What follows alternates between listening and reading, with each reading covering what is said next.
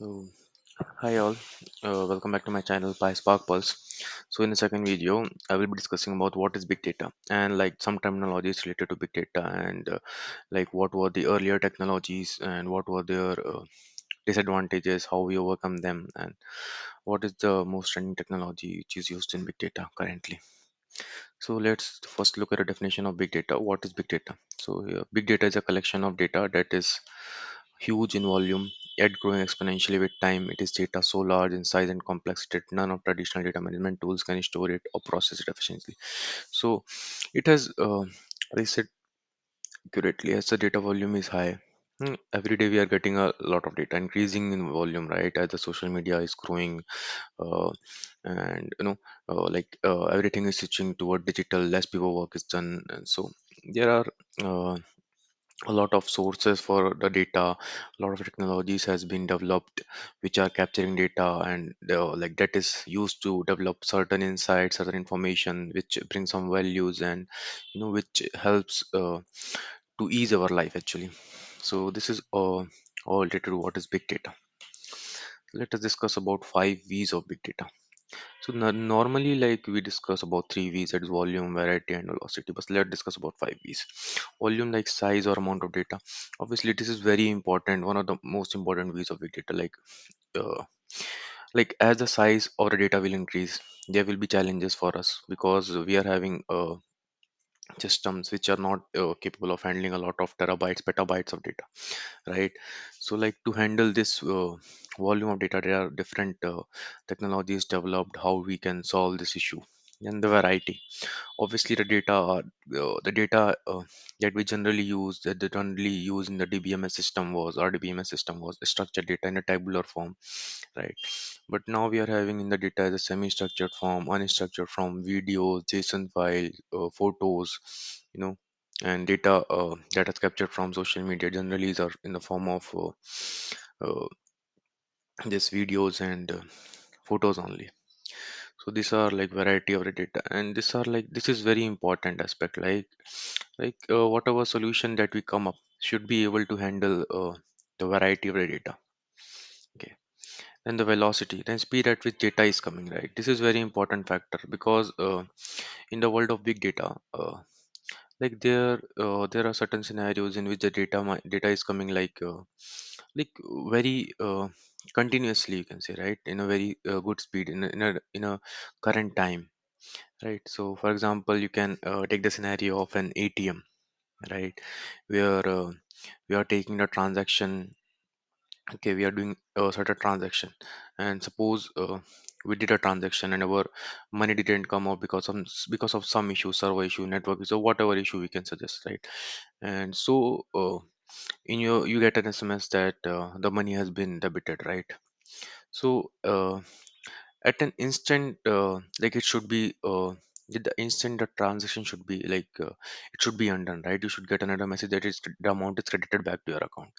So this is the velocity, the server should identify the error has been done and the money could not be uh, dispensed from the atm. So this all factors are there. Veracity, quality and accuracy of the data. So this is also very important factor, quality and accuracy, like what data we receive, right? That should be uh, having some accuracy. It should be of good quality, like that, uh, should be of less errors, and like if obviously if the quality of the data is not good, we won't be able to process the data efficiently. That would take time. So the quality and accuracy of data should be good. Value, that refer to the value the big data can provide. See, value, every, as you know, the data will provide the value, right? We are living in a data driven world, so data always provides a value. For example, you can consider a case of a hospital, right?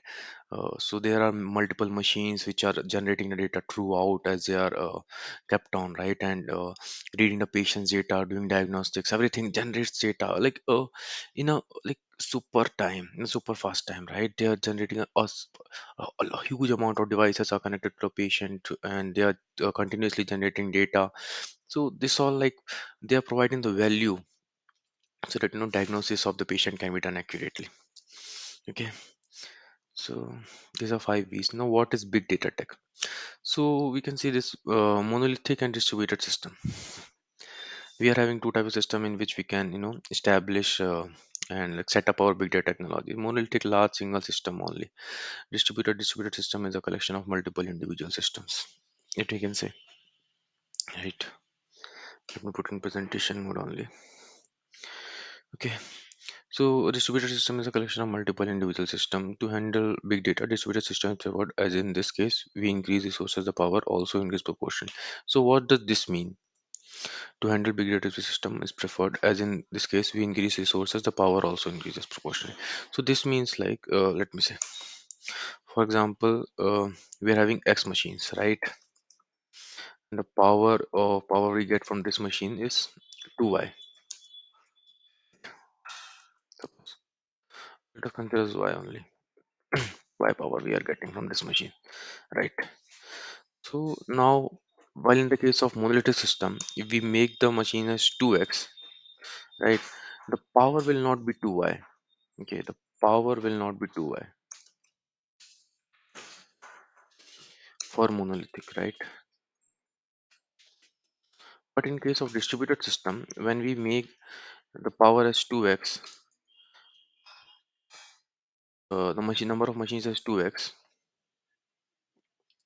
machines, 2x machines, the power will also be 2x for the case of distributed machines. Like these are advantage of distributed system. Right? You can see this image. I will just enlarge it. Okay, so this is one of the centralized computer system. There are multiple computer system attached to the centralized computer system. Then distributed system software, database is connected to it. So like in distributed system, everything is like kept differently, and everything can be managed separately. Obviously, like for setting up a distributed system, it is not easy as we compare to monolithic system, and also it can be little costly than monolithic. Now let's see a monolithic system. See, everything is kept under one system, database, system, software, or any kind of hardware. Everything is kept under one machine. So, so setting up could be easy, but for example, there are also disadvantages of this monolithic system. What are disadvantages we can see? Disadvantage we can consider as like if any node, suppose in the distributed system, right, there are multiple machines are there. Even if this node fails, the computer system will identify that this node fails, so these three will keep working, right? And our system will not stuck. Our data processing, our task, our regular task will be kept going on.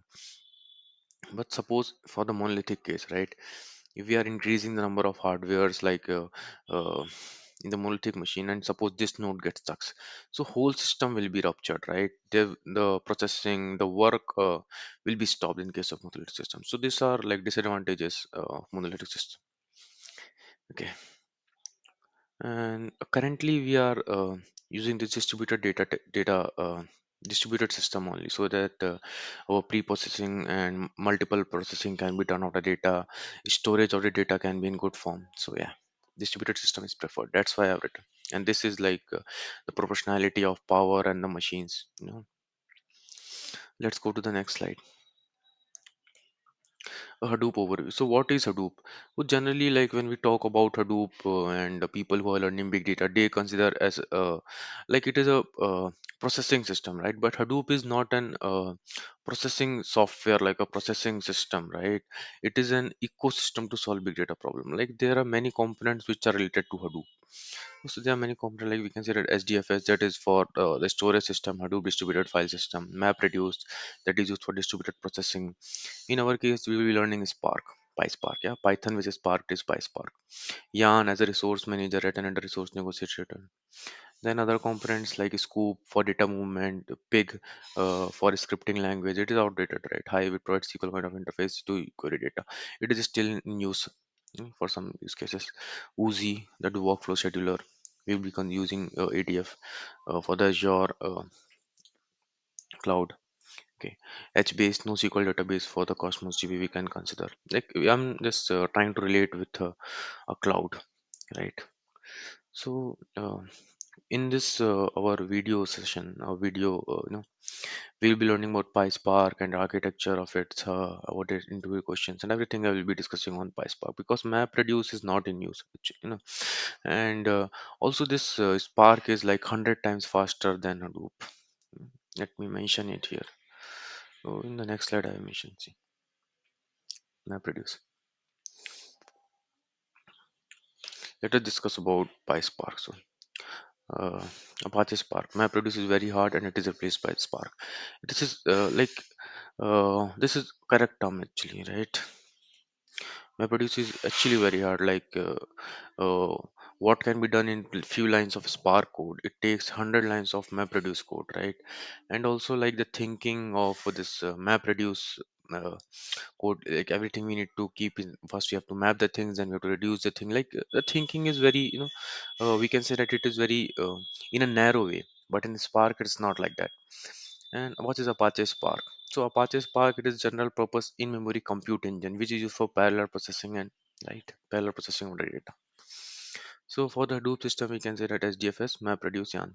We can combine SDFS and Yarn with a Spark. It will be SDFS, Spark, Yarn. So example of other cloud types like AWS Gen2, S3, GCS for storage, Yarn, Mesos, and another standalone clusters of Spark as a resource manager. So let us compare this MapReduce versus Apache Spark. So MapReduce is slow because of lot of disk IOs. I will mention this here. It is like Spark is 100x faster than Hadoop. Right. Obviously, in Spark, it is very hard to write code. You have to learn multiple components, as I mentioned in the previous slides. There are multiple components related to Spark, related to Hadoop. Okay. In MapReduce, we want to think like map and reduce kind of. Yeah. We have discussed this. Spark overcomes all the above mentioned challenges. Yeah. There's memory computation and faster approximate times. I've mentioned this. Easy to write with multi-language support. Python support is there. Scala support is there. Java support is there. So you can write multiple languages in Spark. Okay. We can write code by visualizing as a data frame. Yes, data frame as a data set as an RDT. But we will be learning this PySpark. So in this case, we'll be using data frame only. Okay, and then this is like the overview is Spark architecture I have given here. The detailed architecture and like how the data flows that I will be discussing in the upcoming video. You can see this data frame API is there. Spark core, it is RDD, right? And these are the resource manager, Spark standalone cluster, Yarn, Mesos, okay, lower level API RDD, higher level API Spark streaming, Spark SQL. These are higher level APIs.